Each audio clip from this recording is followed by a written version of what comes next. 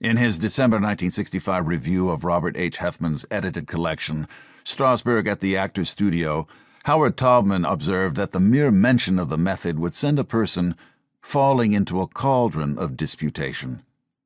The remark was prescient, and decades later method acting still provokes intense debates because of its contentious terms and mythology, rendering method a loaded and unwieldy term for critics, teachers, scholars, and others seeking to theorize, historicize, or assess it.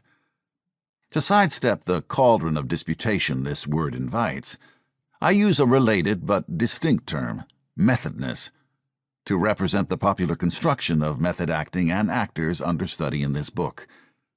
Methodness signifies two key aspects. The term conveys a distinction between received features of method acting, that is, methodness, and the actual historical philosophies and practices that fall within method acting's complex, contentious, and often misunderstood genealogies. The term also suggests that the prevailing reception of method acting overlaps with and shares some DNA with its actual techniques, institutions, and personnel. Methodness draws attention to the power undergirding the construction and circulation of method acting and actors in U.S. popular culture, and as it coalesces, methodness intersects with formative institutions, individuals, and ideas within method acting's actual traditions.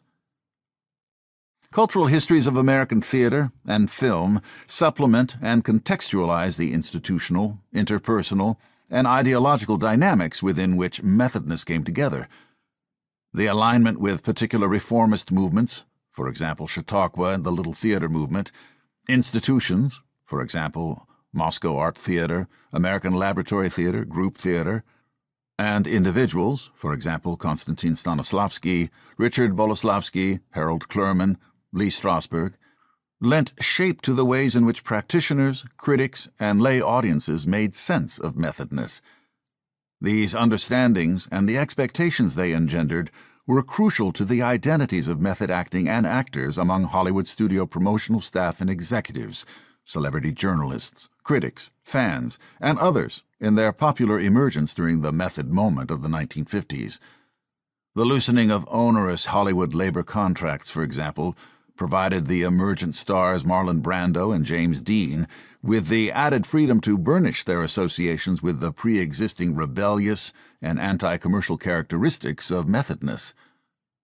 For their predecessor of the 1940s, the Hollywood star John Garfield, the actor's Jewish and progressive political identities, that is, anti-exploitation, pro-union, anti-commercial, circumscribed methodness in his reception, leaving him out of method celebrations and histories until his reclamation decades later as the purported prototype of the method acting rebel.